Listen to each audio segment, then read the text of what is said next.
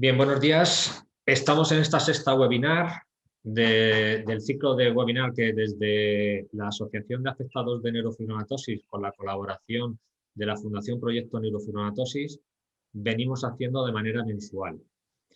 Hoy contamos con dos ponentes. En primer lugar está el doctor Francesc Rocarribas Cerda, que es otorrinolaringólogo especializado en otología, otoneurocirugía, cirugía de la sordera, implantes cocleares, cirugía del vértigo y cirugía de los neurofibromas del acústico.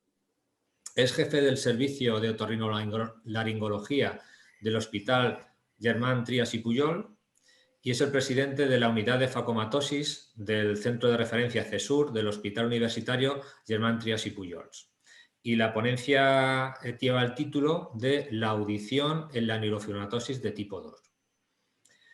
Como suele ser habitual, será una ponencia aproximadamente de unos 15 minutos y abriremos turno de preguntas para que todos los asistentes podáis ir preguntando, ¿vale? Levantáis la mano y vamos dando paso. Y luego a continuación tendremos la ponencia del doctor Juan Luis Becerra Cuñat, que es médico especialista en neurología, coordinador asistencial de la unidad de epilepsia del Hospital Germán Trias y Pujols y es referente del servicio de la unidad CESUR de facomatosis del Hospital Germán Trias y Pujols. Y nos va a hablar sobre la epilepsia en neurofibromatosis. Bueno, pues sin más dilaciones, le damos el paso al doctor Rocarribas para que nos hable sobre la audición en la neurofibromatosis de tipo 2. Buenos días. Para empezar, agradecer a la asociación el tener el honor de poder estar con esta mañana para hablar justamente de la audición en la neurofibromatosis tipo 2. Antes de empezar a hablar propiamente del tratamiento, me gustaría recordar aspectos muy básicos de lo que es la vía auditiva. Vean esta imagen en que esto es un esquema del conducto auditivo, como tenemos aquí la membrana timpánica, que cuando entra la energía auditiva vibra y hace vibrar estos huesecillos, que a su vez estimulan una serie de estructuras que están dentro de este caracol que llamamos cóclea y que actúa como un transductor, es decir, que tiene la capacidad de transformar esta energía mecánica en una energía que es capaz de que el nervio auditivo pueda transmitir hacia el cerebro. Como pueden ver aquí en este esquema, vemos que aquí el nervio auditivo, que es este que pasa por aquí debajo, circula conjuntamente con otro nervio que está justo encima y que luego forman un solo nervio, que es el nervio vestibular. Pues bien, cuando hablamos de la NF2, cuando hablamos de la presencia de tumores a este nivel, estos tumores se originan justamente en el nervio superior, es decir, en el nervio vestibular, no en el nervio propiamente auditivo. Lo que sucede es que conforme va creciendo esta lesión, origina una compresión sobre el nervio que está en su parte más inferior y que luego conjuntamente van a formar un solo nervio, produciendo la pérdida auditiva. Por tanto, se trata de un tumor originado en el nervio vestibular que va a acabar afectando la pérdida auditiva. Por tanto, este va a ser el primer mecanismo en el que se produce la pérdida de audición. El segundo mecanismo es que cuando este tumor que ha nacido aquí crece en esta dirección, invade el órgano transductor, la cóclea, y también puede originar esta pérdida auditiva. Por tanto, cuando nos encontremos con tumores grandes que aprietan al otro nervio o que invaden la cóclea, vamos a tener mayor pérdida auditiva. Y hasta hace poco tiempo pensábamos que cuando el tumor era más grande, mayor era la pérdida auditiva. Sin embargo, desde hace poco tiempo estamos viendo que pequeños tumores que prácticamente no comprimen el nervio auditivo están originando grandes pérdidas. Y hoy cada día hay más evidencias de que hay determinados tumores, no todos, que originan o que segregan unas sustancias que son tóxicas para la cóclea. Por tanto, los mecanismos hasta ahora aceptados de la pérdida auditiva en los guanomas vestibulares, en la NF2, sería por compresión del nervio, por invasión de la cóclea y también por, en algunos casos, un tipo de tumores que son secretantes y que originan toxicidad sobre la cóclea. Finalmente, hay un tercer grupo o tercer problema que se puede originar directamente en el tronco cerebral. Es decir, cuando este nervio está cortado y no puede haber ningún tipo de transmisión a partir del órgano periférico porque está seccionado, realizamos implantes aquí en el tronco cerebral. Bien, los implantes en el tronco cerebral en los pacientes con NF2 son habitualmente de peor pronóstico o de peor resultados que lo que nos aparece en otras enfermedades, lo cual sugiere que en la neurofibromatosis tipo 2 también puede haber una afectación a nivel de los núcleos cocleares. Por tanto, estaríamos hablando de estos 4 episodios o de estos 4 puntos en los que se puede originar la pérdida auditiva. El primero que hemos hablado, 2 nervios que circulan en paralelo, que se unen y que a partir de un crecimiento del nervio vestibular afecta al nervio coclear. Por tanto, en esta situación, cuanto más grande sea el tumor, más compresión y mayor pérdida auditiva. Una segunda sería la afectación que hemos dicho por la cóclea, por una invasión directa del tumor, y finalmente pues, otros factores en los que vemos que pacientes que a pesar de tener una lesión muy pequeña, originan grandes pérdidas auditivas. Y también puede ocurrir lo contrario. Pacientes que tengan tumores de un volumen muy amplio no llegan a originar grandes pérdidas auditivas. Bien, la complejidad del manejo de la audición en el NF2 no es únicamente por este hecho que hemos explicado, sino por otros factores que normalmente, y por la misma etiología de la enfermedad, va a afectar habitualmente a los 2 nervios vestibulares y va a producir esguanomas en ambos conductos auditivos. Y por tanto, es una enfermedad que produce una bilateralidad, que normalmente hay una cierta simetría en la pérdida, no es cuantitativamente la pérdida auditiva igual en los 2 oídos, y que también vemos que hay una variabilidad evolutiva, es decir, no podemos recoger de la experiencia de otros pacientes cuando lo aplicamos a un paciente. Es decir, la evolución en la audición es absolutamente variable. Y nos cuesta mucho extrapolar conocimiento y extrapolar tratamiento de un paciente a otro por esta causa.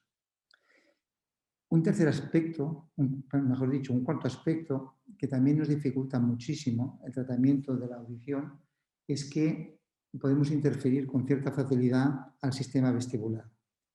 De hecho, el tumor se origina en el nervio vestibular y, por tanto, cualquier manipulación que hagamos sobre este tumor vamos a producir una pérdida de la función vestibular, que si es bilateral, será bilateral con una serie de consecuencias.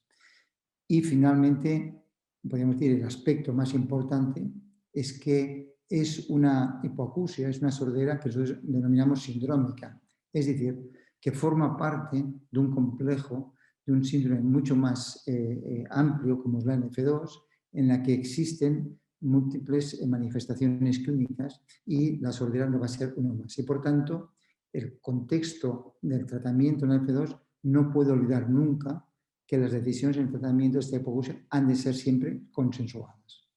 No podemos realizar determinados tratamientos porque a lo mejor estamos perjudicando otra situación.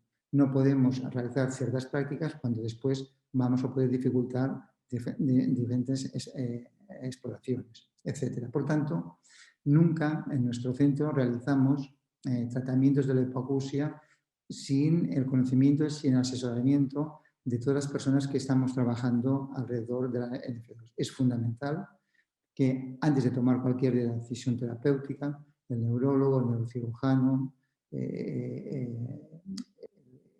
dermatólogo, gente que trabaja el radiólogo, el genetista, no tengamos información de todos ellos, porque es una realidad muy poliédrica en las que necesitamos la información de todo el mundo para poder aplicar un tratamiento que no perjudique a los pacientes.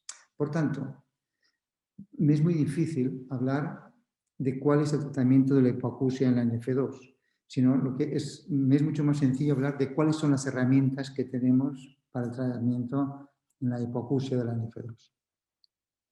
Es decir, herramientas que nosotros vamos a poder aportar al grupo y que nosotros vamos a poder utilizar en determinados casos. La primera herramienta es la conducta expectante. Muchos pacientes tienen una cierta estabilidad auditiva o con poca pérdida auditiva que normalmente se les hace únicamente un seguimiento. Este tratamiento expectante muchas veces es ayudado por la adaptación de audífonos. En estos casos nos presentan ciertas dificultades porque estos pacientes muchas veces presentan pérdidas, sobre todo en frecuencias agudas, en que los audífonos tienen poca eficacia, o pacientes que presentan una discriminación de la palabra muy baja, en el cual los audífonos no les mejora la comprensión, aunque les mejora la intensidad del sonido que perciben. Hay dificultades también en nuestro país, los audífonos son extraordinariamente caros y también tenemos una escasez de profesionales que tengan una capacidad real de adaptación de audífonos en casos complejos como es el NF2. Como sabéis, es un país en el que no existe la titulación de audiólogos y, por tanto, es un hándicap importante que tenemos que, esperamos en breve, se pueda subsanar. Dentro de los audífonos hay variables, por ejemplo, esta que os enseño aquí, que son aquellos pacientes en los que no oyen absolutamente nada por un oído y que han perdido la estereofonía, y que esto podemos solventarlos con los sistemas que llamamos cross o bicross, que simplemente se coloca en el oído en que el paciente no oiga nada, un receptor que transmite el sonido por Bluetooth a otro aparato que está colocado en el oído en que el paciente tiene función. Este oído puede ser completamente normal o que tenga una pérdida auditiva que a su vez esté amplificado por este audífono. Por tanto, son mecanismos que la tecnología nos puede ayudar. Los audífonos pueden estar conectados con las tablets, pueden estar conectados con los ordenadores, pueden conectarse con el teléfono. Es decir, son mejoras tecnológicas que nosotros podemos ayudar o hacer que las personas afectadas conozcan para intentar solventar sus problemas auditivos. Bien, cuando el resultado con los audífonos y con estos sistemas no adquiere un nivel de comprensión, porque la pérdida auditiva es tan importante que los audífonos no realizan una función eficaz, entramos ya en la implantación coclear. La implantación coclear tenemos experiencia en hacerla en dos tipos de pacientes. En realidad se realizan, o los pacientes que pueden ser implantados van a ser pocos. En algunos casos son pacientes en los que en tumores no muy grandes que conseguimos sacar completamente la tumoración y dejar el nervio coclear intacto. Es una técnica que nunca podemos garantizarla previamente, pero que si lo conseguimos se implanta el paciente en el mismo momento de la exéresis tumoral y el paciente tiene unos grandes resultados desde el punto de vista auditivo. Hay una limitación por las características, tiene que ser un tumor relativamente pequeño y que permita hacer esta técnica. Hay una segunda técnica en la que también podemos aplicar los implantes cocleares, que será en pacientes que tengan una pérdida auditiva y que tengan un tumor, pero que tenga una estabilidad en su crecimiento, ya sea porque ha recibido tratamiento previo o porque de una forma espontánea se ha estabilizado el crecimiento. En estos pacientes podemos implantarlos a pesar de que persista la existencia de este tumor. En este caso, los resultados no serán tan buenos como el anterior, pero mejoran de una forma considerable la audición de estos pacientes. Aquí siempre nos existirá la incertidumbre del futuro, de si aquellos tumores vuelven a recuperar el crecimiento, pues que este implante poco a poco va a perder su efectividad. Y finalmente, como temas quirúrgicos, sería en aquellos casos en los que la vía auditiva está cortada, no existe y por tanto cualquier cosa que pongamos, ya sea audífonos o implantes cocleares, no va a llegar al cerebro porque esta vía está eliminada y por tanto tendríamos que ya poner directamente el implante en los núcleos cocleares que están situados en el tronco cerebral. Estos serían los implantes de tronco cerebral que tienen como característica que el paciente no recupera una gran discriminación, no tienen normalmente en ellos discriminación auditiva, es decir, no tienen capacidad de distinguir las palabras, pero captan el sonido y esto en una persona que tiene una pérdida completa de la audición bilateral es un gran beneficio. Y sobre todo, conjuntamente con la lectura labial, les facilita un contacto muy importante con al resto de personas. ¿Cuál es el inconveniente básico tanto de los implantes cocleares como de los implantes de tronco cerebral? Que son pacientes, en la mayoría de ellos, que necesitan hacerse pruebas por imagen, básicamente resonancias nucleares magnéticas, y que en estos pacientes esto presenta dificultades. Y de alguna forma estos pacientes se tienen que hacer estas pruebas únicamente en algunos centros que están capacitados por su experiencia en hacer estas resonancias. Es decir, no en cualquier centro, en cualquier gabinete en que se hagan resonancias nucleares magnéticas, se van a poder hacer estas exploraciones en el futuro, estos pacientes que llevan tanto los implantes cocleares como los implantes de tronco. Y esto hay que avisarlo porque, sobre todo en pacientes que no viven próximos a centros en los que se puedan realizar estas exploraciones, esto va a significar que cada vez que hay que hacer una resonancia se tengan que desplazar. Con esto acabo lo que serían el tratamiento, podríamos decir, puramente audiológico. Pero desde hace unos años tenemos el tratamiento médico, que es un tratamiento que intenta estabilizar o recuperar la audición disminuyendo el crecimiento de estos tumores.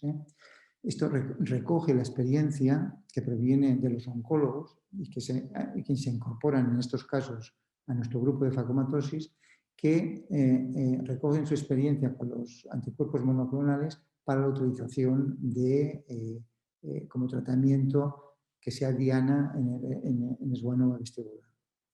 Los anticuerpos monoclonales están diseñados en los laboratorios y tienen como principio fijarse en unas partes de las células cancerosas y que de alguna manera, cuando se fijan, crean una alarma para que el sistema inmunitario del individuo vaya hacia esta zona de señal y produzca la destrucción de esta célula. Básicamente, este sería el concepto general de lo que sería el diseño de estos anticuerpos monoclonales. Estos anticuerpos monoclonales están diseñados para actuar en diferentes puntos, en diferentes zonas. El que se utiliza, el que hay experiencia en la NF2, en el tratamiento de los guanomas, es el bevacizumab, que es un anticuerpo monoclonal que inhibe la actividad del factor de crecimiento endotelial. Es decir, es un factor que el endotelio es un tejido que tapiza los vasos y todo tumor necesita de un aporte de sangre para poder crecer. Si nosotros dificultamos que se vayan creando estos vasos, estos capilares, estas arteriolas para que alimentan este tumor, lo vamos a dejar sin este factor vital de crecimiento. Y por tanto, actuando de esta manera, inhibiendo este crecimiento vascular, de alguna manera estamos destruyendo el crecimiento de estos tumores. Esta es la base fundamental del bevacizumab, el nombre comercial es Avastin, y nosotros hemos visto que tiene eficacia en los guanomas vestibulares, en la preservación de audición, no en todos, en aquellos que tienen respuesta, pero ya sabemos que su actuación sobre los meningiomas no tiene una mayor eficacia.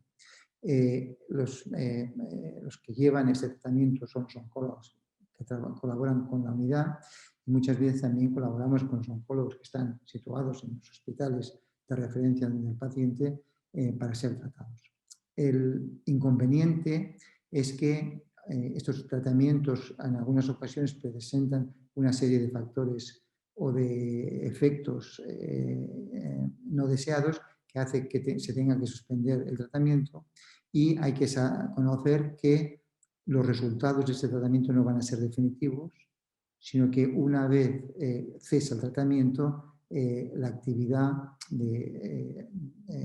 del tumor vuelve a la que tenía previamente. Es decir, pero permite unos paréntesis que pueden ser muy amplios, que muchas veces ayuda a tomar otras decisiones en el crecimiento y en la pérdida auditiva de estos pacientes.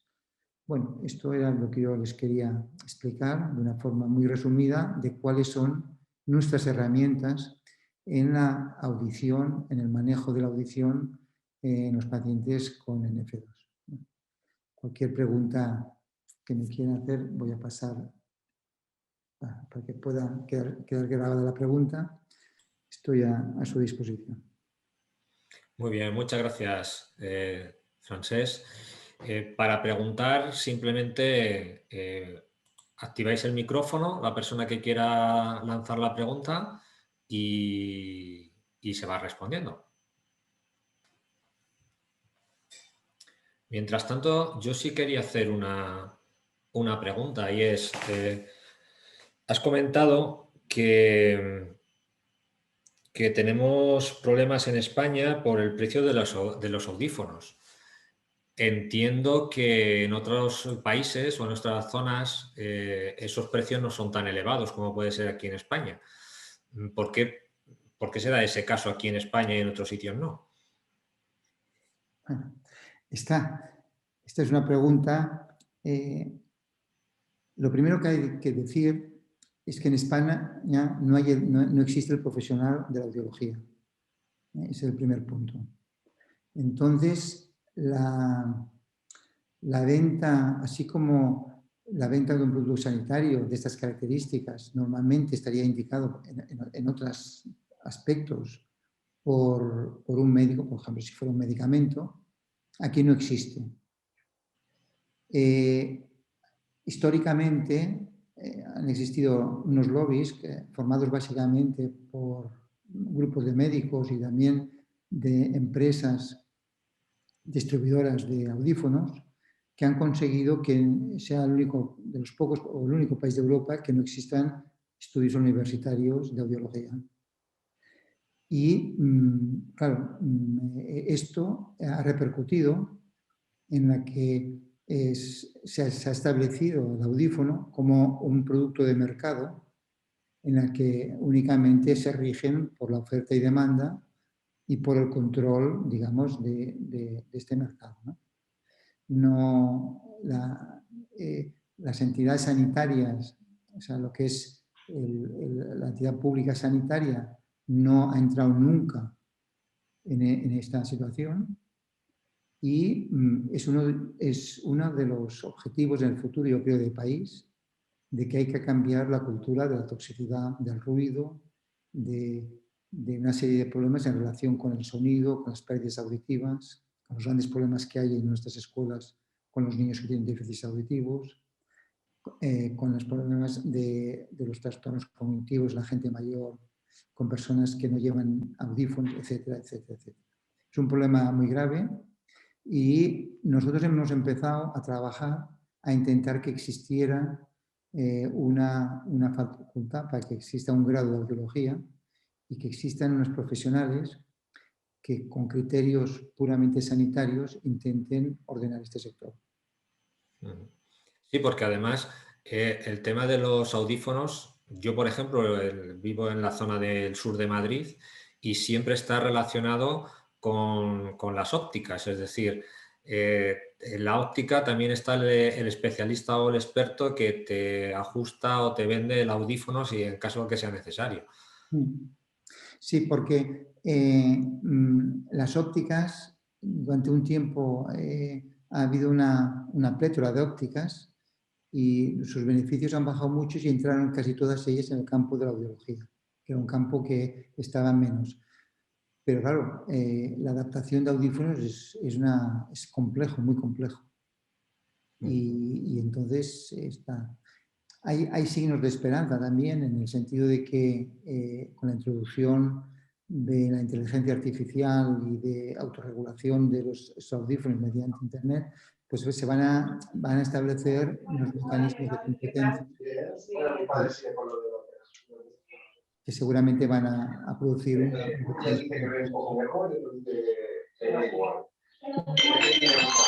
Oigo mucho ruido. Sí, vale, el micrófono que está abierto. Vale. Yo no sé si te he contestado, pero, Sí. por ejemplo, sé lo que hay, por ejemplo, en Inglaterra, son los hospitales los que pactan con las casas comerciales los audífonos y son los hospitales en servicios de audiología muy potentes los que ponen los audífonos. Y el precio es aproximadamente, la relación sería casi 100 veces más baja que lo que nosotros pagamos aquí en España. Pues es sustancial. Mónica en el chat nos está haciendo una pregunta, Francés, y es si el tratamiento con Avastin es bien tolerado, ¿durante cuánto tiempo se puede recibir? ¿Hay alguna limitación temporal? Bueno, lo que pasa que... Con su historia esta que le han entrado. No he entendido. No, era una conversación un micro abierto.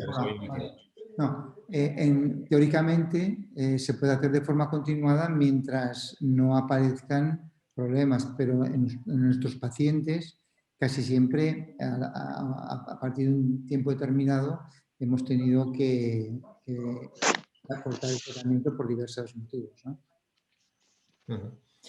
María, María Gema tiene... Juan Luis tiene alguna mayor conocimiento que yo en este aspecto, con ese tratamiento. Bueno, totalmente de acuerdo con el doctor Rocarribas. Es un tratamiento que habitualmente está seguido y modulado por los oncólogos, que es importante cuando se indica esta medicación que haya unos objetivos de tratamiento con el seguimiento radiológico, ¿no? Porque es importante no únicamente que se tolere bien, sino también que haya una respuesta radiológica, ¿no? Porque podemos encontrarnos que a lo mejor el tumor pueda seguir creciendo y que no compense el tratamiento el hecho de seguir con la medicación. Y es lo que comenta el doctor Rocarribas, que en nuestra experiencia es un tratamiento que el paciente no lo mantiene durante mucho tiempo, ¿no? Posiblemente porque no está exento de efectos secundarios en el medio y largo plazo. Muy bien, Mónica. Espero que te hayan contestado a tu pregunta. María Gema tiene el micrófono abierto. Imagino que quiere preguntar.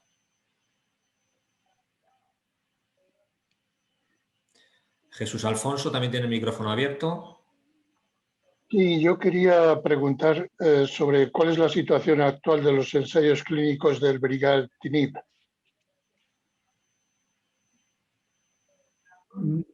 No, yo los desconozco.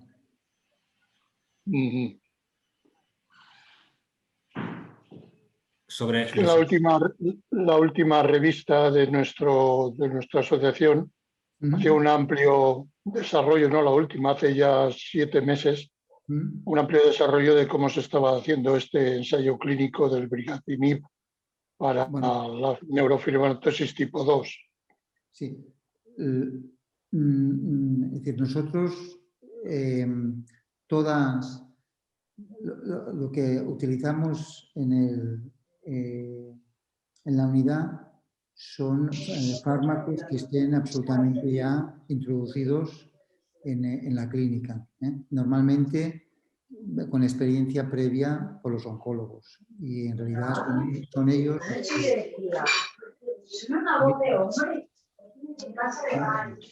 María Gema, por favor, activa el audio y ahora ya te damos paso a ti para que preguntes, que si no se nos acopla.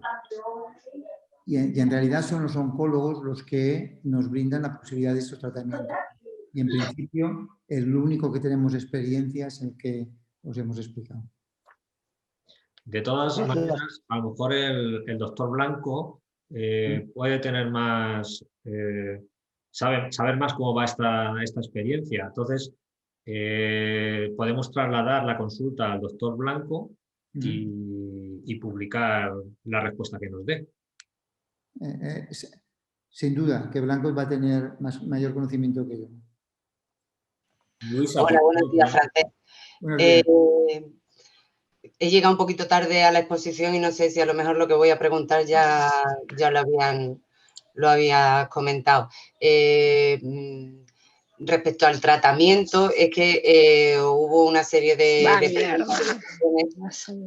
algunos pacientes en los que nos decían que no estaban a lo mejor derivados a Barcelona, no sé, pero que no le querían poner en su hospital, no les querían poner el tratamiento, no les querían poner que prácticamente lo que decían que era una cuestión simplemente de dinero, el hecho de que no les pusieran el tratamiento, con Avastin, supongo, en un hospital que no fuera las personas que lo estaban preguntando, donde estuvieran derivados. El hecho de que en cualquier otro hospital haya personas afectadas con NF2, con el tumor, etcétera, y no se le ponga ese tratamiento, depende solo y exclusivamente de una cuestión económica, o yo entiendo, creo, o quiero pensar que es que previamente a poner el tratamiento se tendrá que hacer un estudio o algo para saber que esa persona es apta para esa medicación, que a lo mejor intervienen otra serie de problemas de cada persona particular que no hace recomendable ese tratamiento. No sé cuál es la opinión que tiene. Sí, claro. A ver, en primer lugar, tiene que haber una indicación de la enfermedad. Es decir, nosotros vemos el paciente y se valora el paciente en una situación determinada. Ante esta situación es que se decide que lo ideal es que haga este tratamiento. Si el paciente está en esta zona, se le da en el hospital. Si no, lo que se hace es a través de los oncólogos se contacta con los oncólogos de su hospital de referencia y no hay problemas. Y es lo que estamos haciendo en otros con pacientes que, no sé, que viven muy lejos de nuestra unidad. Y luego los oncólogos de referencia en el hospital en donde habita el paciente y están en contacto con nuestros oncólogos. Luego se hacen los seguimientos y es posible que no se dé tratamiento por dos razones. Una, porque realmente no esté indicado desde el punto de vista del NF2, y dos, porque haya una serie de contraindicaciones por el estado general del paciente que no permita recibir este medicamento, ¿no? Yo, María, no sé si habrá habido algún caso concreto, pero normalmente en nuestra experiencia no han habido problemas excesivos para ponerse de acuerdo los oncólogos con el oncólogo del hospital de referencia para que el tratamiento. Eso, Miguel Ángel, perdón, ¿puedes silenciar el micrófono tú de la persona que tiene las conversaciones? ¿Sí? Es que se escucha muy mal cuando contesta el doctor. Había un caso concreto que salió en redes sociales, etcétera, que, bueno, era el chico el que decía que no se lo querían poner, inició una campaña, etcétera. Pero yo creo que me está respondiendo, Francés, desde el punto de vista de que hayan derivado, aunque sea sin visitas previas, al centro de referencia a la persona con NF2. No sé si los que tienen NF2 tienen los mismos problemas que tienen en algunos hospitales. Yo estoy en contacto con varios en Sevilla, por ejemplo, para derivar de NF1 y muchas veces los propios oncólogos o médicos del propio centro están poniendo impedimentos para tramitar la derivación al centro de referencia. Luchamos en cada caso concreto y que nos mandan y lo intentamos y normalmente conseguimos con retraso que lleguen a ese hospital. Pero sin pedir una derivación en Virgen del Rocío, por ejemplo, si tenemos un afectado con NF2 que no haya pedido la derivación, que no haya, pero este medicamento no se le puede poner en el hospital sin que haya una previa conversación con el centro de referencia, sí, ¿no? Igual que, bueno, no sé. Sí, A ver, desde el punto de vista teórico no hay ningún inconveniente. No hay ningún inconveniente. Luego, si no se le pone, se ha de entender que en ese caso concreto los médicos no están viendo que sea bueno ponerle ese tratamiento, entiendo. A ver, es que estamos mezclando dos cosas. Nosotros cuando indicamos este tratamiento es un tratamiento consensuado con muchos médicos de diferentes especialidades. Entonces vemos al paciente y después de hablarlo y discutirlo y ver todas las pegas y todos los aspectos positivos, se decide poner este tratamiento. Entonces, sea de donde sea el paciente. Otra cosa es que una persona que esté en un centro y que esté visitado por un médico aislado y que él decida poner ese tratamiento. Y aquí es otra forma de hacer que no es la nuestra habitual. Es decir, por ejemplo, yo soy un otorrino que veo a un paciente que tiene un neurinoma bilateral y digo, bueno, pues para conservarlo le voy a poner este tratamiento. Yo esto no lo haría. ¿Por qué?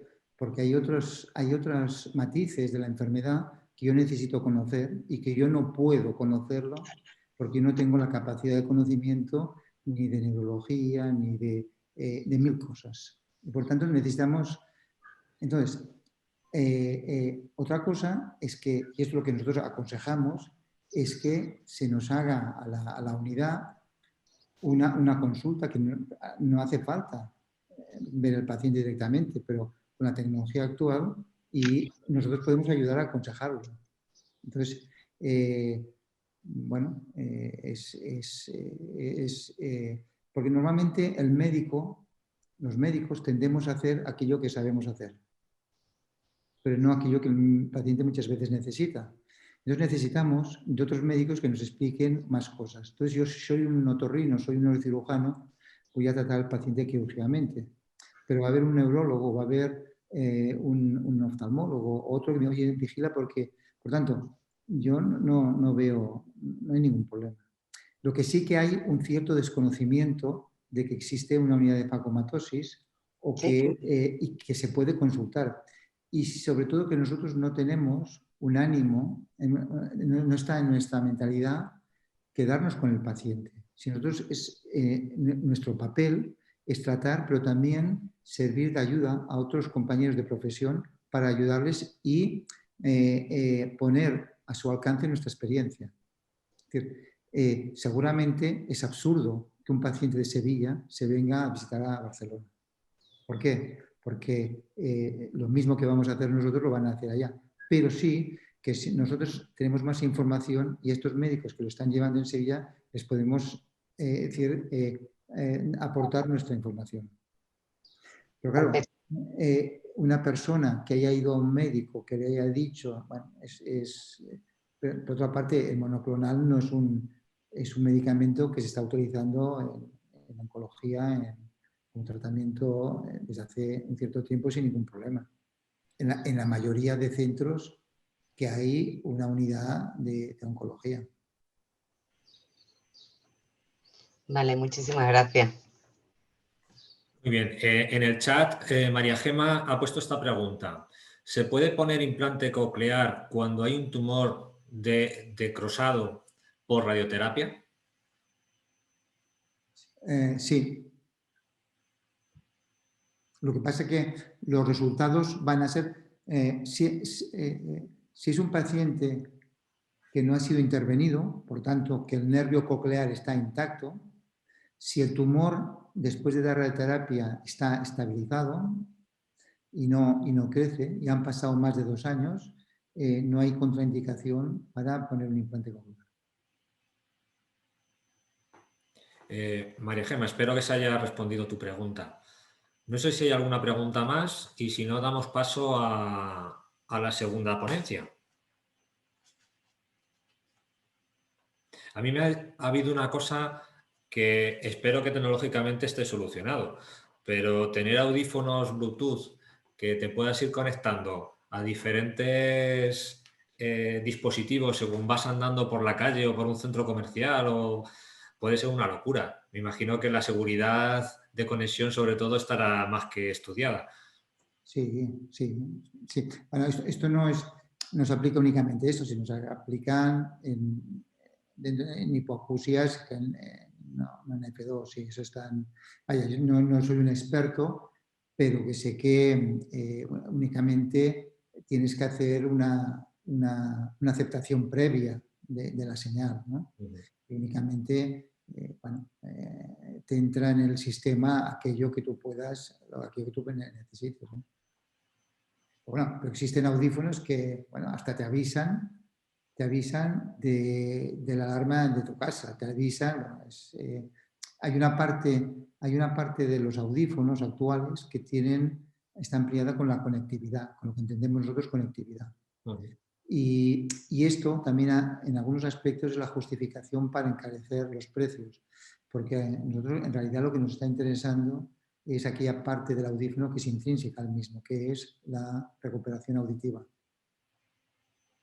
O sea que el Internet de las cosas también ha llegado a los audífonos ya, ¿no? Sí, sí, absolutamente. Absolutamente. Es decir, y la inteligencia artificial y la regulación de los audífonos. Es decir, venden audífonos con un mando a distancia que tú te lo vas regulando en cada situación. Cuando estoy en casa, cuando voy en transporte público, cuando voy a la compra, Y entonces al cabo de un tiempo esta información la vas pasando a la nube y al cabo de un mes y medio el audífono automáticamente reconoce tu situación y se adapta en cada momento. Y esto empezó al final de la administración Obama en Estados Unidos porque liberalizaron la compra de audífonos, porque también estaban muy preocupados por el precio de audífonos, y el resultado ha sido precisamente, la entrada de la inteligencia artificial en la regulación de los audífonos. Muy bien, pues muchísimas gracias Francesc, por tu ratillo que nos has echado aquí y tu ponencia. Creo que nos ha dado un poquito más de luz a todo este mundo de la NF2 y de los problemas auditivos. ¿Vale? Muchas gracias. Bien, y ahora continuamos con el doctor Becerra. Juan Luis, cuando quieras, puedes presentar. Pues muchas gracias, Miguel Ángel, Beatriz y Antonio por la invitación, porque yo creo que estos momentos de conexión entre profesionales y pacientes para nosotros es muy importante, porque va en la dirección de lo que esperamos, ¿no? Que es mejorar la asistencia de nuestros pacientes con neurofibromatosis.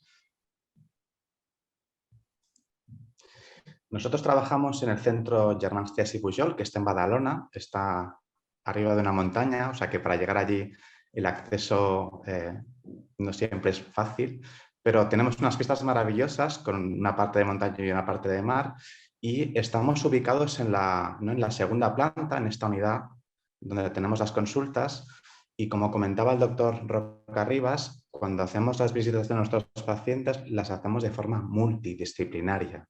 Aprovechamos la visita del paciente para que sean valorados por los diferentes especialistas, los otorrinos, los neurocirujanos, los genetistas, y son visitas que suelen ser visitas largas porque el tiempo creo que es esencial en la valoración de nuestros pacientes. Es un equipo, como veis, multidisciplinario, donde participamos diferentes especialidades médicas y quirúrgicas, y los pacientes, antes de ser evaluados, son discutidos en sesión para tomar las mejores decisiones en relación al diagnóstico y al tratamiento. En nuestra unidad recibimos diferentes tipos de pacientes. Los mayoritarios son los pacientes con neurofibromatosis tipo 1, que llegamos a más de 350 familias, 360 familias, perdón, y el segundo grupo en frecuencia son los pacientes con neurofibromatosis tipo 2. Entonces, el título de mi sesión será centrándome en una de las manifestaciones que es más frecuente en los pacientes con neurofibromatosis, que es la epilepsia, que puede ser realmente un reto en el diagnóstico y puede determinar que tengamos que escoger el mejor tratamiento para mejorar la calidad de vida de nuestros pacientes. Esta sesión la realizaré a través de la experiencia de dos pacientes, de Héctor y de Gemma, que con sus manifestaciones nos irán un poco indicando, los iremos acompañando en la toma de decisiones. La epilepsia es una enfermedad que ahora está muy de moda el tema de la pandemia, ¿no? Es una enfermedad que podemos decir que es casi pandémica porque afecta a más de 50 millones de personas en el mundo, y además sabemos que los pacientes con neurofibromatosis tienen mayor probabilidad de presentar epilepsia que la población general, y muchas veces la epilepsia puede ser una de las manifestaciones más limitantes para su calidad de vida. El primer paciente que os presentaré es Héctor. Héctor es un chico que era casteller de Sants. Los castellers son personas que forman estas torres humanas. Él tenía manchas con café con leche y tenía crisis en acúmulos, sobre todo cuando dormía. Héctor había presentado diferentes manifestaciones propias de la neurofibromatosis que, como todos sabéis, estas manifestaciones son muchas veces cronodependientes, ¿no? Las manchas café con leche, los neurofibromas plexiformes pueden aparecer en la infancia. El trastorno del aprendizaje también se diagnostica habitualmente también en la infancia y en la adolescencia. Y luego, durante la evolución, pueden aparecer también otras manifestaciones clínicas que son relevantes en el seguimiento de estos pacientes. La epilepsia puede aparecer en cualquier momento de la vida de los pacientes con neurofibromatosis de tipo 1. Héctor empezó sus crisis cuando él tenía 8 años y las crisis que él tenía con mayor frecuencia eran crisis en las que él perdía el conocimiento y hacía movimientos anormales con brazos y piernas. Son las crisis que todos conoceréis como de gran mal, que llegaba a tener más de unas 3 crisis al año aproximadamente, y luego tenía otro tipo de episodios en los que él se desconectaba, hacía unos movimientos con las extremidades y luego él se recuperaba. Los factores precipitantes para las crisis de Héctor eran la falta de sueño y cuando los niveles de medicación no estaban en el rango terapéutico adecuado. Tenía manifestaciones propias de la neurofibromatosis tipo 1, como las manchas café con leche y el guiemio del nervio óptico, ¿no? Que eran manifestaciones, criterios mayores que condicionaban el diagnóstico de certeza. Este es el registro electroencefalográfico en el que veis, ¿no? Este sería 4 segundos de un trazado normal, y aquí veis un brote de esta actividad, ¿no? Como más afilada, ¿no? Que es lo que denominamos epileptiforme, con una distribución sobre todo en los canales de los lóbulos frontales y principalmente la máxima amplitud de estas descargas estaban en la región de la línea media y en el lóbulo frontal del lado derecho. Una crisis epiléptica es un acontecimiento que es transitorio, tiene un inicio y un final brusco y que se caracteriza por diferentes manifestaciones clínicas en relación del área de la corteza que en ese momento se produce esta activación, y se desencadena porque en un circuito neuronal fallan los mecanismos de equilibrio conduciendo a una hiperexcitabilidad, y estos fallos de los mecanismos están relacionados con problemas de los canales iónicos, un predominio de la neurotransmisión excitatoria y un fracaso de la neurotransmisión inhibitoria. En la neurofibromatosis tipo 1 sabemos que es una enfermedad genéticamente determinada en el que tenemos un problema, ¿no? en un gen que condiciona la síntesis de una proteína que es la neurofibromina, que es esencial en este ciclo celular, ¿no? Regulando este complejo que es el complejo RAS, que es esencial en la modulación de la síntesis de proteínas, en el crecimiento de las células, en la proliferación, en la migración y en la propia supervivencia celular. Y en relación con la epilepsia, estas alteraciones condicionarán un mayor riesgo de malformaciones de la corteza cerebral, de alteración de la plasticidad sináptica y de alteraciones de los neurotransmisores. En relación con la epilepsia en neurofibromatosis tipo 1 hay este trabajo del Dr. Ostendorf, que estudió un total de 536 pacientes con NF1, que vio que 51 que 51 pacientes de esta muestra presentaban epilepsia, que era un total de un 6% aproximadamente, y observó que analizando aquellos factores predictores de presentar crisis, lo relacionó con la vía de transmisión. Si la vía de transmisión era materna o era espontánea, había más probabilidad de que el paciente pudiera presentar epilepsia. El tipo de crisis más frecuente en estos pacientes son las crisis de inicio focal. Como veis aquí, en el 63% de esta serie tenían este tipo de crisis. Es frecuente que tengan alteraciones de las pruebas de neuroimagen, de la resonancia magnética. La mitad pueden tener estas lesiones brillantes de significado incierto, pero es cierto que más del 60% tienen lesiones intracraneales, alteraciones del desarrollo de la corteza y otras lesiones como atrofia o alteración de engrosamiento de la corteza que pueden condicionar el que el paciente presente crisis. Es muy frecuente que estos pacientes tomen muchos fármacos para el control de las crisis y el 77% de esta muestra tomaban más de 2 fármacos y por tanto tenían una epilepsia de difícil control farmacológico. En este trabajo, que es un trabajo de un grupo chino, del profesor Xie, que era un estudio con 630 pacientes con NF1, observaron datos similares al trabajo del Dr. Ostendorf, en relación con que hay un 6% aproximadamente de pacientes que presentaban epilepsia, y ellos intentaron establecer las relaciones con las alteraciones de la neuroimagen y la probabilidad de presentar crisis, y observaron que los pacientes que no tenían epilepsia, el 72% tenían estas alteraciones en la resonancia que son muy frecuentes, ¿no? Esas alteraciones en relación pues, al lóbulo temporal, al tálamo, ¿no? Que son estos amartomas que nosotros explicamos muchas veces que son de significado incierto.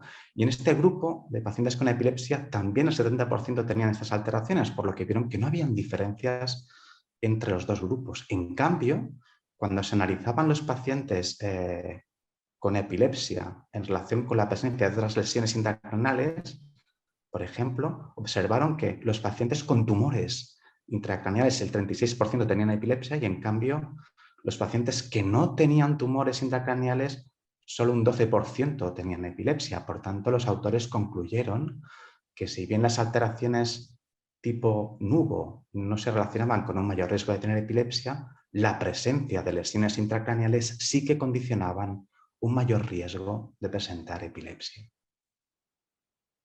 Volviendo a Héctor, Héctor estaba con una combinación de 2 fármacos para sus crisis, el ácido valproico y la lamotrigina, que él tenía un buen complemento terapéutico, pero pese a eso seguía presentando crisis. Los fármacos que nosotros utilizamos para el control de la epilepsia son fármacos que les denominamos anticrisis, no nos cambian la evolución de la enfermedad y lo que intentan es disminuir la probabilidad de que los pacientes tengan crisis epilépticas y actúan disminuyendo esta actividad excitatoria o aumentando la actividad inhibitoria a nivel de diferentes mecanismos de acción.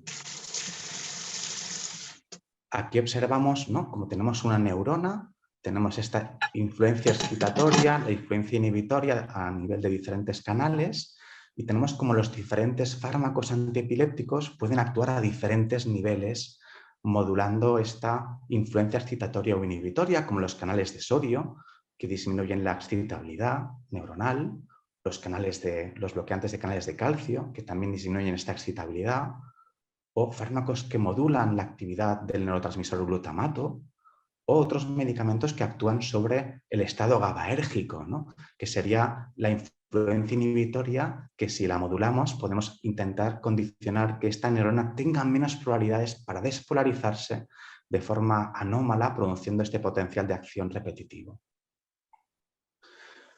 En los pacientes con epilepsias de difícil control, y en el contexto de la neurofibromatosis no es diferente, es muy importante que puedan ser derivados a centros donde se puedan registrar las crisis, la actividad intercrítica y se pueda también analizar el resultado de otras pruebas de imagen y en un equipo multidisciplinario tomar la mejor decisión terapéutica. Y es esencial porque nos permite corregir errores. En ocasiones los pacientes pensamos que tienen crisis de origen epiléptico y no las tienen, o hay un diagnóstico erróneo del tipo de crisis que condiciona un tratamiento inadecuado, o es importante que seleccionemos los pacientes para que puedan ser candidatos a un tratamiento quirúrgico que pueda tener más éxito que no solo el tratamiento farmacológico. Tenemos en este caso un equipo multidisciplinario que, como también comentaba antes el doctor Rocarribas, hay diferentes profesionales que cada uno aporta, ¿no?, su nivel de conocimiento para optimizar el diagnóstico y el tratamiento, y en este caso pues, participan diferentes profesionales del ámbito de la neurología, neurocirugía, radiología, psiquiatras y también enfermería. Se hacen diferentes procedimientos de imagen y funcionales para tomar la mejor decisión terapéutica. Y aquí teníamos el caso de Maripaz, que es una paciente que tenía una lesión en el cuadrante posterior del lado derecho. Era una epilepsia de difícil control, estaba con más de 3 fármacos y con crisis diarias que devastaban su calidad de vida. Y Maripaz la ingresamos en la unidad, registramos sus crisis. Tenía una actividad intercrítica en el cuadrante posterior también derecho que coincidía con esta imagen. Hicimos también una exploración que es un PET, donde había una zona de hipometabolismo también circunscrita a esta zona en la que observábamos en la resonancia magnética. E hicimos también otra exploración que es lo que se denomina un SISCOM, que es aprovechando que Maripaz tenía una crisis durante la monitorización, inyectamos un trazador, ¿no?, un isótopo radioactivo, que en el momento de la crisis se fija al lugar donde se inician las crisis y se co-registra con la resonancia magnética, y es una exploración que nos puede dar mucha información sobre la zona donde se está iniciando la crisis en nuestro paciente. Maripaz, dado que tenía esta lesión, ¿no?, hicimos un estudio invasivo para delimitar sobre todo la zona de la lesión y también las áreas elocuentes, que son las zonas que son importantes en su función y que es importante que no hagamos una lesión de esas zonas para evitar complicaciones. Veis aquí en este mapa, ¿no?, nosotros podemos incluso a través de esos electrodos inducir crisis, inducir alteraciones de la función para establecer un mapa exquisito de la zona donde se producen las crisis y las zonas elocuentes funcionales próximas. Y esto nos facilitó la realización de una cirugía resectiva guiada por toda esta información. Como veis, la cirugía en los pacientes con epilepsia refractaria de diferente etiología viene condicionada al éxito por el lugar donde se produce la epilepsia. Los pacientes con epilepsias que afecten al lóbulo temporal tendrán mejor respuesta, sobre todo si tienen lesiones circunscritas. Y aquellos pacientes con epilepsias fuera del lóbulo temporal o sin lesión tendrán peor respuesta quirúrgica. Pero cuando hablamos de peor respuesta quirúrgica, estamos hablando de que tenemos la opción de que un paciente alcance la remisión de sus crisis en un 60% a los 2 años, y esto en estos pacientes nunca lo alcanzaremos solo con tratamiento farmacológico.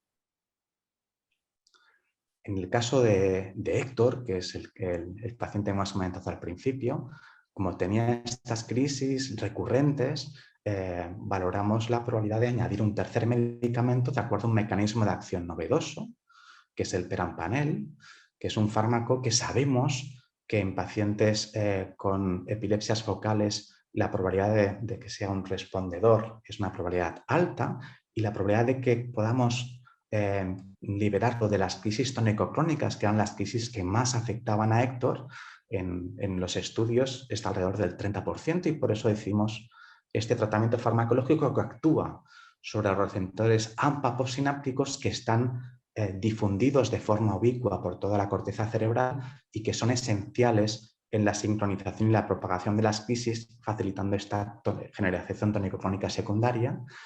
Y en el caso de Héctor, la asociación de este tercer fármaco tuvo un efecto clínico en la reducción de su frecuencia de crisis y ahora está pendiente de una evaluación quirúrgica. Los pacientes con neurofibromatosis tipo 2 sabemos que también están genéticamente determinados y produce una alteración de una proteína que es la merlina, que es esta proteína que tenéis aquí, que necesitamos que esta proteína quede plegada, y cuando se produce esta mutación se pierde la capacidad para que esta proteína se pueda plegar, y si no se pliega, esa proteína pierde Parece que hemos tenido un problema con la conexión de Juan Luis. Espero que se pueda reconectar pronto para seguir con su presentación. Mientras tanto, teníamos una pregunta para Francesc en el chat que podíamos retomar. De acuerdo, ¿me oís? Bien, decía que en el chat teníamos una pregunta de Ruth que dice: buenos días, una pregunta, Francesc Rocarribas. Hace un mes me puse un implante coclear que me costó muchísimo para poder oír algo. ¿En Estados Unidos van más avanzados para coger otros aparatos más avanzados? No. Los implantes cocleares, la información que se tiene es una información que no es opaca, es decir, que llega a todas partes.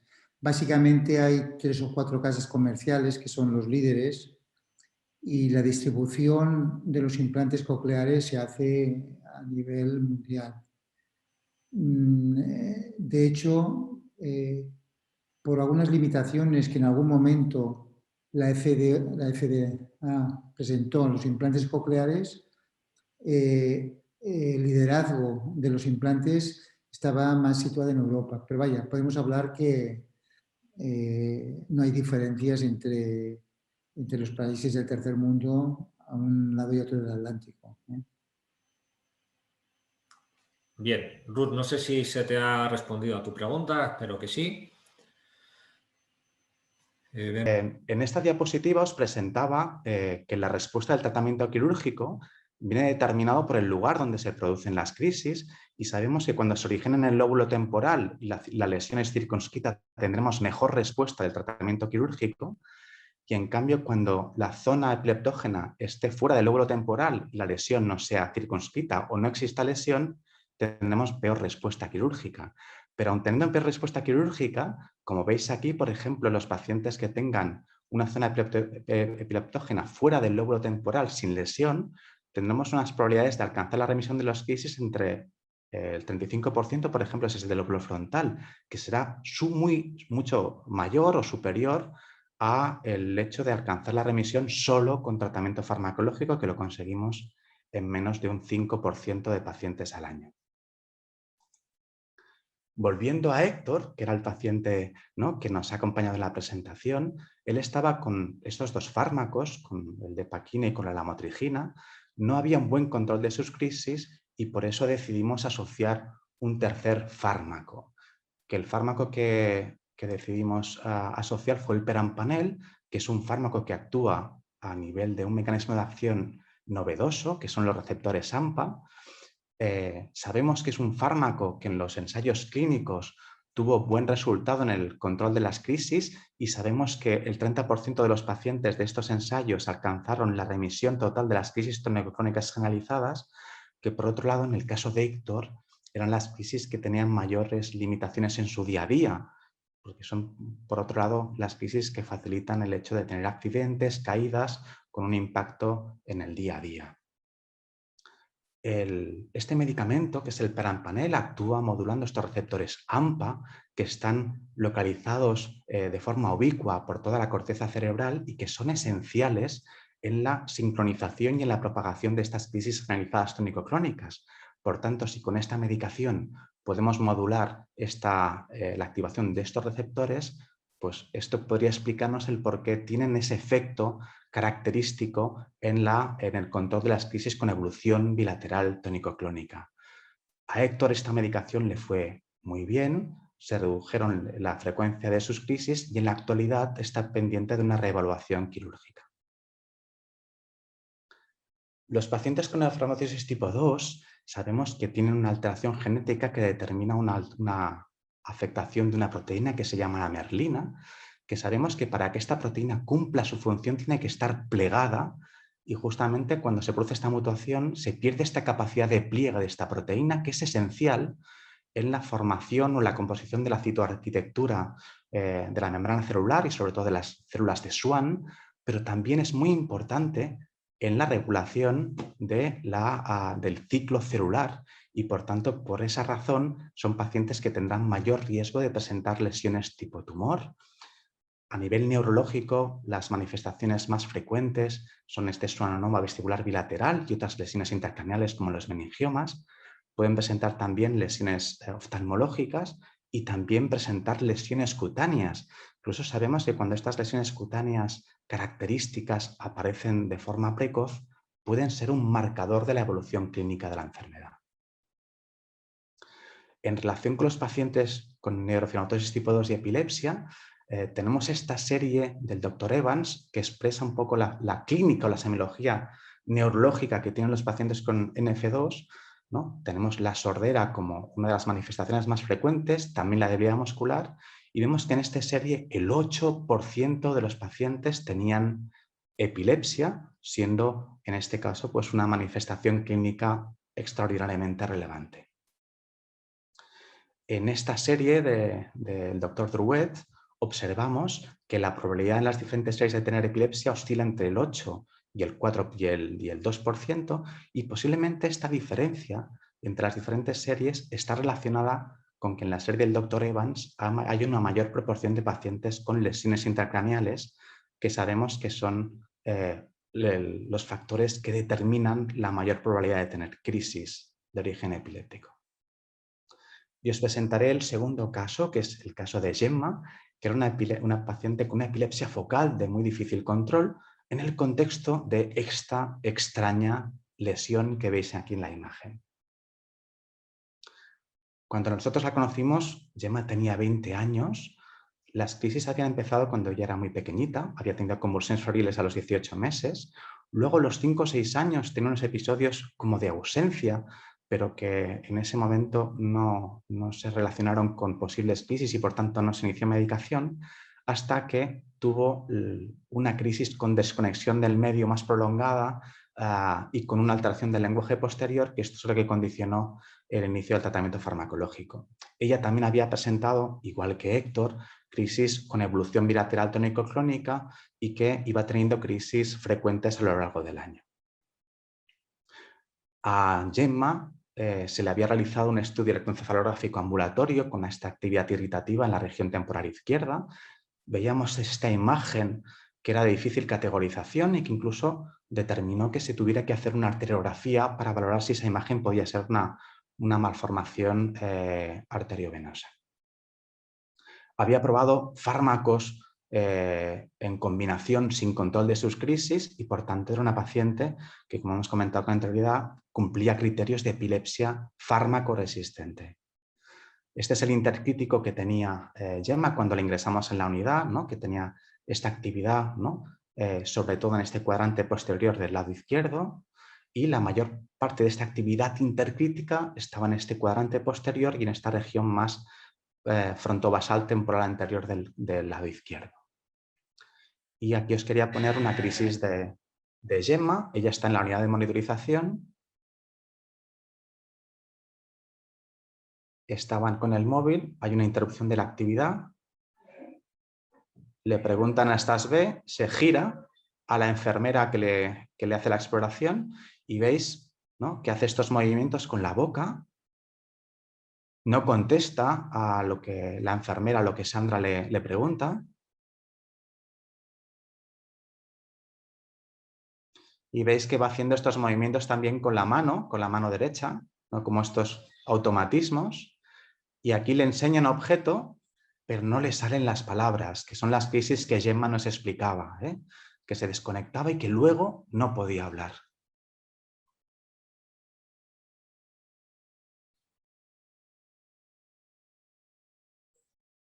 Y tiene este trastorno del lenguaje.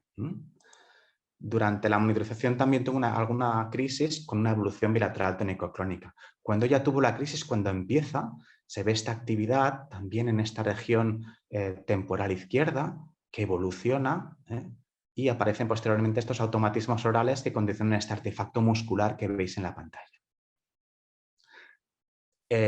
La zona de las crisis se originaba en esta región temporal izquierda, el intercrítico, que es cuando ella estaba sin crisis y analizamos su señal eléctrica cerebral, tenía esta actividad también en esta localización, en esta región también temporal izquierda, tanto anterior como posterior. La lesión, como veis, era también en esta misma localización y como todo el procedimiento nos llevó a que había un principio de concordancia, en el caso de Gemma consideramos, después de esta reunión multidisciplinaria con los diferentes especialistas y después de hablar con ella de los riesgos y los beneficios del procedimiento, se le recomendó un tratamiento quirúrgico de esta lesión. Para ayudar al neurocirujano a delimitar los márgenes de resección, hicimos lo que se llama una electrocorticografía intraoperatoria, que se pusieron unos electrodos en tiras alrededor de esta lesión para ver en qué zona había más actividad irritativa y facilitar la cirugía resectiva del neurocirujano. Y esta fue la resección de Gemma, que tuvo buena respuesta clínica, estuvo más de 2 años con libre de crisis, y recientemente vimos a Gemma, hace muy poquito, habían reaparecido las crisis y la volveremos a reevaluar. Os he explicado pacientes con crisis a los que les hacemos procedimientos extraordinariamente complejos con una evaluación multidisciplinaria, pero me gustaría, antes de llegar a las conclusiones, hacer una pequeña reflexión, y es esta reflexión del profesor Sachs, que fue un neurólogo muy eminente, que tenía la capacidad también para conectar con sus pacientes y para ser capaz de escribir cómo la patología neurológica podía limitarles. Fue el autor de un libro, ¿no?, que es Despertares, que fue el libro que facilitó la película, ¿no?, famosa Despertares, de Robert De Niro y de Robin Williams, y que él nos hacía esta reflexión, ¿no?, que en el examen de la enfermedad ganamos sabiduría sobre la anatomía, la fisiología, la biología, pero en el examen de la persona con enfermedad ganamos sabiduría sobre la vida. Y es muy importante el tiempo que dedicamos a nuestros pacientes, porque la exploración neurológica, por ejemplo, es esencial para poder orientar a lo que le pasa a nuestros pacientes, determinar realmente qué pruebas complementarias pueden ser de ayuda en confirmar nuestra hipótesis diagnóstica. Y es importante que estas pruebas estén dirigidas por un abordaje multidisciplinario. No se trata de hacer pruebas para que nos den respuestas clínicas. Las pruebas deben responder a una hipótesis clínica previa, que esto nos condicionará nuestra decisión terapéutica. Porque muchas veces el hacer más pruebas no significa un mejor manejo, porque muchas veces el que no sabe lo que busca no entiende lo que encuentra. Y como conclusiones, explicaros que la epilepsia es mucho más frecuente en pacientes con NF1 y con NF2 que en la población general, casi 10 veces más frecuente, que esta manifestación puede ser limitante para nuestros pacientes y que suele estar relacionada con lesiones tumorales o malformaciones de la corteza cerebral, y en el caso de los pacientes con NF2 puede estar relacionada con estos tumores leptomeningios. En el caso de Gemma, la anatomía patológica confirmó que era una meningioangiomatosis, que es un tipo de lesión característica de los pacientes con NF2. Tras una crisis, se debería realizar un estudio de neuroimagen específico, aunque tengamos un paciente con una imagen previa. Y esto también es un abordaje que es muy importante que lo tengamos en mente, porque que un paciente tenga una imagen normal y tenga una crisis no significa que pueda haber cambiado la imagen, sobre todo sabiendo que la causa más frecuente de crisis en los pacientes con nefromatosis son las lesiones intracraneales. Puede haber un cambio de esa lesión o la aparición de una nueva lesión. Y también se recomienda que en aquellos pacientes con epilepsias de difícil control, que en NF1 pueden ser la mayoría, sean derivados a unidades multidisciplinarias para decidir el mejor abordaje diagnóstico y seleccionar el mejor tratamiento. Y acabo también con una frase del profesor Sachs, que solo hay una regla de oro y uno debe escuchar siempre al paciente porque siempre suele tener razón. Muchas gracias. Muchas gracias, Juan Luis, por tu presentación. Bien, Juan Luis, cuando quieras. Bueno, pues hay una pregunta de Gemma María que pregunta supongo que es una experiencia personal. La epilepsia empezó cuando era un bebé de 5 o 6 meses. Diagnosticaron NF1 y síndrome de West. Nos dijeron que por este síndrome no iba ni a hablar, ni a andar, ni nada. Y a día de hoy habla y anda. ¿Es correcto el diagnóstico de síndrome de West? Bueno, el síndrome de West es todo síndrome es un conjunto de signos y síntomas y que pueden tener una evolución clínica determinada. Y el síndrome de West es una forma de epilepsia de muy difícil control que suele iniciarse pues, en el primer año de vida y que se caracteriza por tres factores. Uno son un tipo de crisis especiales que son los espasmos. Otro factor característico es un electroencefalograma en el que hay lo que se llama una hipsarritmia, que es una alteración electroencefalográfica. Y un tercer aspecto que es que hay un retraso psicomotor. Es únicamente un diagnóstico clínico y que puede ser secundario en muchas alteraciones neurológicas, y hay pacientes con NF1 que pueden tener también este síndrome, aunque es más frecuente los pacientes con esclerosis tuberosa.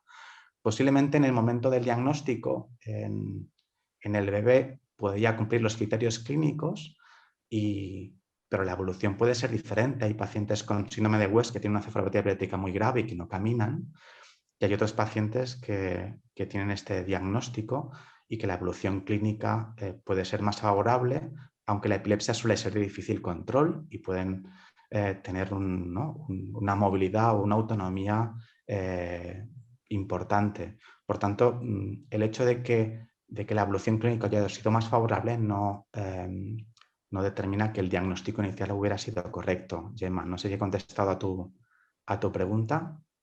Hola, no sé si se me oye porque la conexión es mala. Vale, sí, lo que pasa es que en los primeros años de vida la NF1 quedaba un poquitín, bueno, como aparte, y por el síndrome de West pues me dieron mucha discapacidad y las expectativas de mi crío no eran nada buenas. Claro. Bueno, al día de hoy pues es al contrario, ¿no?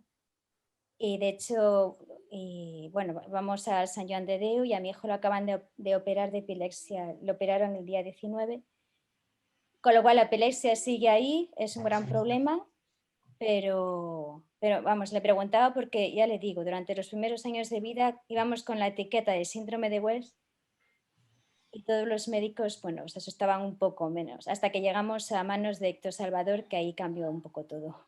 Cambió nuestra vida por completo. Gracias. Muy bien. Pues me alegro de que, ¿no?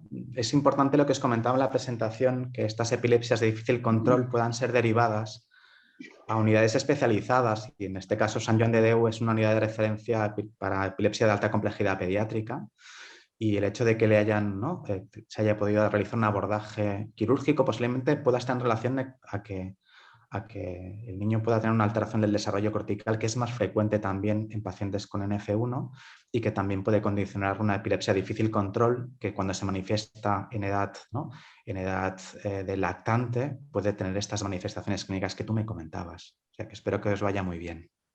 Gracias. Bien, Jesús Alfonso Redondo tiene el micro abierto, imagino que quiere preguntar. Sí, es el caso de mi hija Yasone, que ya la conocéis en Badalona. La NF2 la descubrimos cuando tenía 22 años por los típicos efectos de esta enfermedad.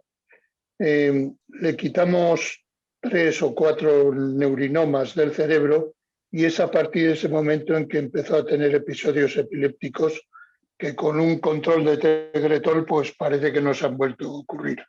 Mi pregunta está relacionada, claro, es difícil saber si la NF2 es la culpable de los efectos epilépticos o es la intervención quirúrgica y el vacuum que se produjo en el cerebro al quitarle tumores del tamaño de una bola de ping-pong. Bueno, en estos pacientes y en el caso de tu hija, sabemos que la NF2, la epilepsia se relaciona principalmente con lesiones estructurales en el cerebro. Entonces, posiblemente el factor que determina las crisis puede ser multifactorial. Es importante el hecho de que solo con un tratamiento esté bien controlada, ¿no? Y que sea farmacosensible, ¿no? Porque eso condiciona pues, que la calidad de vida de Yasone sea mucho mejor. Y bueno, es importante pues, hacer este seguimiento clínico con la medicación, porque si aparecieron efectos secundarios hay otros fármacos que también pueden ser útiles y y pueden condicionar quizás menos efectos adversos a largo plazo. Pero en tu caso la respuesta posiblemente sea la neurofibromatosis tipo 2 tenga algo que ver y posiblemente la lesión estructural sea también condicionante. Bueno, cuando acabe el problema de la pandemia ya tenéis cita para verla. Muchas gracias. A ti. Gracias, Jesús. ¿Más preguntas?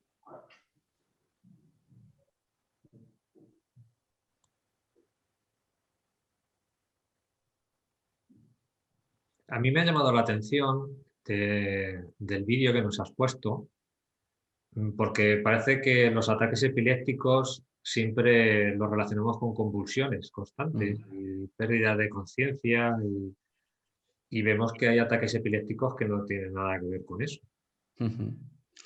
Sí, la verdad es que la epilepsia es un gran mundo en cuanto a expresión fenotípica, porque tenéis que pensar que cualquier alteración de un circuito neuronal en la corteza puede producir un tipo de crisis diferente. Entonces, creo que todos tenemos en la mente, supongo que también un poco por experiencias o por los medios, de relacionar la epilepsia solo con las crisis tónico-clónicas generalizadas, pero hay muchos tipos diferentes de crisis y en el caso de Gemma, por ejemplo, tenía diferentes tipos de episodios y unos eran estos de una sensación de intranquilidad con desconexión del medio, con estos automatismos y con esta imposibilidad para poder emitir el lenguaje, que para ella era muy limitante no poder expresarse de forma temporal.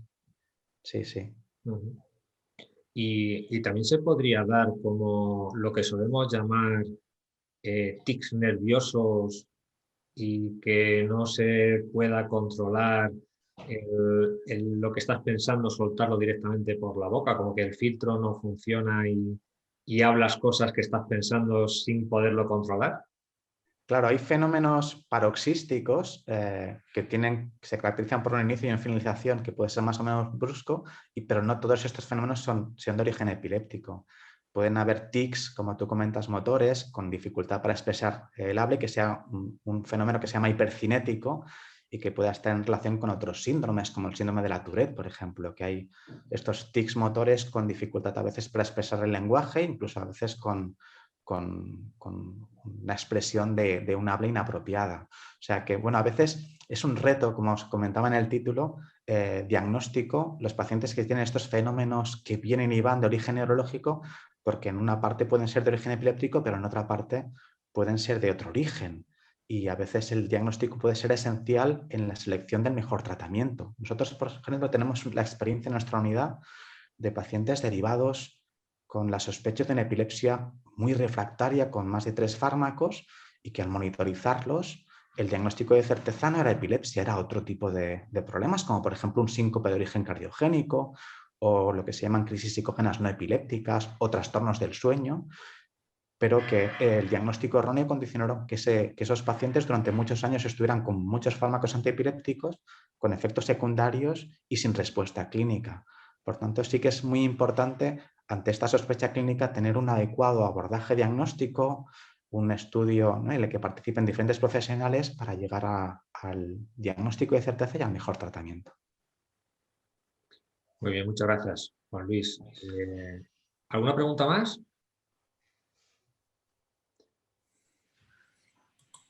Hola, buenos días. Yo quería preguntarte, Juan Luis, buenos días. Acabas de decir que puede aparecer en cualquier momento de la vida, no como otros síntomas, por ejemplo, en NF1, que tienen más o menos un periodo en el que se manifiestan. ¿Se sabe, pregunto, si hay algún tipo de síntoma o de relación con la NF1 por la que exista mayor probabilidad o posibilidad de tener epilepsia posteriormente?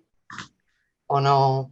Sí, es un poco lo que se había presentado en aquella diapositiva que era como muy visual, ¿no?, que había una relación entre el problema genético, que es esta neurofibrominas, la importancia que tiene esa proteína en la regulación del ciclo de las neuronas y de otras células, y cómo en los pacientes con NF1 ese problema en la regulación de estas neuronas hace que se formen neuronas aberrantes que pueden producir alteraciones de la corteza, ¿no?, que la corteza cerebral haya neuronas que no funcionen muy bien y que puedan encenderse sin que les toque y producir una crisis, pero como a su vez también pueden determinar una alteración de células que están en el sistema nervioso central y que facilitan la producción de tumores, esta producción de lesiones tipo tumor intracraneal puede ser el que determine que se exprese en forma de una crisis de origen epiléptico. Es más, muchas veces la primera manifestación de un paciente por una lesión intracraneal puede ser una crisis de origen epiléptico.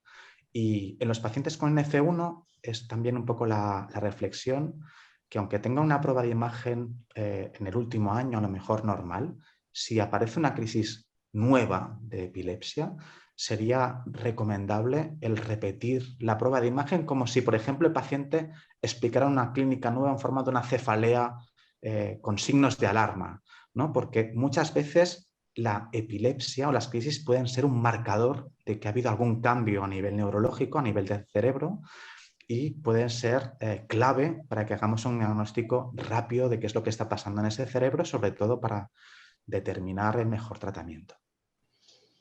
Vale, muchas gracias. Y me viene a la idea, cuando hablas de cefalea problemática, ¿hay algún síntoma mínimo? Porque yo desconozco la epilepsia. Mi madre comenzó hace unos años con síntomas de lo que me dijeron epilepsia, que es lo mismo que comentaba, y que yo decía, pero si no, vamos, no le veía espuma por la boca, que es lo que... Y el neurólogo me comentó que había muchísimas clases de epilepsia y que podía aparecer en cualquier momento. Y yo decía, nunca le ha dado un ataque, y el primero le dio con 75 años. Existe, y a mí eso me dio ciertamente miedo, porque existe la posibilidad de que confundamos los padres,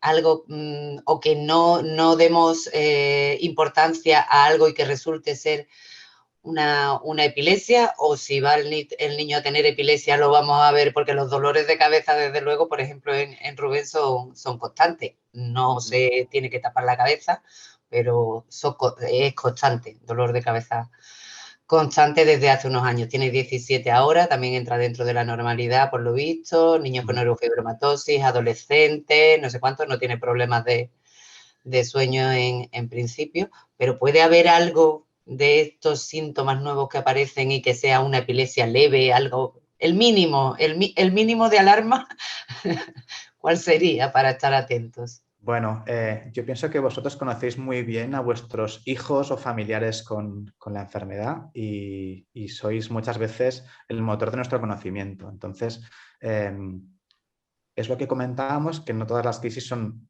tónico-clónicas generalizadas, que son las que quizás todas tenemos más claro si eso puede ser una crisis de origen epiléptico o no, pero seguro que por el conocimiento que tenéis de los dos familiares, si hay algún episodio en el que se quede ausente de forma prolongada, más de 1 o 2 minutos, que no responda, tendréis la sensibilidad para saber que alguna cosa está pasando para que podáis hacer la consulta. Yo creo que suele ser bastante evidente, sobre todo ya cuando el paciente se puede expresar o explicar. Hay algunas crisis que el paciente nota un aviso, nota una sensación por el estómago que le sube a la garganta y luego se desconecta y hace unos movimientos de chupeteo. O sea que los fenómenos que aparecen y que pueden ser crisis suelen ser muy consistentes, sobre todo cuando el paciente se puede explicar y hay un testimonio o podéis presenciar los episodios. O sea que yo estoy convencido que si Rubén tuviera, posiblemente tú ya te habrías dado cuenta que alguna cosa no acaba de ir como se esperaría. Sí, sí. Y lo de la cefalea en pacientes con NF1, bueno, sabéis que es una manifestación muy frecuente, incluso a veces son cefaleas también refractarias y que es necesario un abordaje también a veces multidisciplinario, un abordaje más complejo en cuanto al tratamiento. Una preguntita. ¿Cada episodio epiléptico deja un poquito de secuelas? Yo muchas veces los de mi madre me daba cuenta al día siguiente y digo, dormida, cuando ya le coge afición y ya la ve y se levantaba así un poco despistada, ida, digo, esta noche le ha dado. Porque yo los presenciaba normalmente de día, pero cuando no los presenciaba, pero la veía rarita, digo, esta noche le ha dado, pero yo ya sabía de qué iba el tema porque ya habíamos presenciado muchas. ¿Cada episodio epiléptico puede ir dejando secuelas o temporales o constantes? Bueno, es una muy buena pregunta, Luisa, y dependerá del tipo de crisis. Las crisis que son un aviso, por ejemplo, un ruido extraño, un olor extraño, por ejemplo, una sensación de inquietud, ¿no? En las que no se pierde conocimiento, es poco probable que este tipo de episodios de ningún tipo de alteración neurológica que pueda ser permanente. El tipo de crisis que sí que sabemos que puede tener más efectos a nivel de una posible lesión son las crisis tónico-clónicas generalizadas y sobre todo las crisis cuando son prolongadas, ¿no? Cuando las crisis duran más de 5 minutos, que es lo que hablamos ya de un estatus. Cuando se produce una tormenta epiléptica, un estatus epiléptico, este tipo de manifestación de las crisis sí que se relaciona con una posible alteración estructural cerebral si las crisis no se controlan. Pero las otras, las pequeñas ausencias, no hay estudios que nos determinen que el presentar crisis, ¿no?, de estas pequeñitas, solo con afectaciones de conciencia, puedan tener un impacto en el largo plazo en el tema, por ejemplo, de la cognición. Eso. Vale, muchísimas gracias, Juan Luis. A ti, Luisa, por tus preguntas. ¿Alguna pregunta más?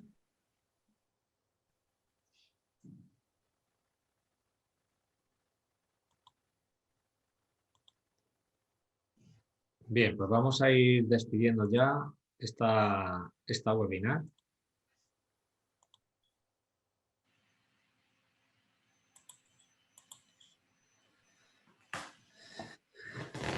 Gracias a los dos, tanto al doctor Rocarribas como al doctor Becerra. Para mí ha sido un placer poder conoceros y vernos, porque realmente no nos conocíamos. Y ha sido pues muy ilustrador y muy de mucho aprendizaje, tanto la ponencia expuesta por el doctor Rocarribas como la ponencia expuesta por el doctor Becerra. Gracias por vuestra colaboración, por vuestra ayuda, por estar siempre ahí disponibles. En cuanto la asociación o la fundación llama a vuestra puerta, estáis ahí para atendernos. Y creo que a las 22 personas que hemos estado conectados a esta webinar de hoy, pues nos ha servido de bastante. También adelantaros de que el próximo 8 de mayo vamos a tener la 7ª webinar, en la cual vamos a contar con la participación del doctor Farrington, que es médico especialista en cirugía ortopédica y traumatología, consultor IHP ortopediátrica y presidente del programa PediSpain IHP ortopediátrica, presidente de la Sociedad Española de Ortopedia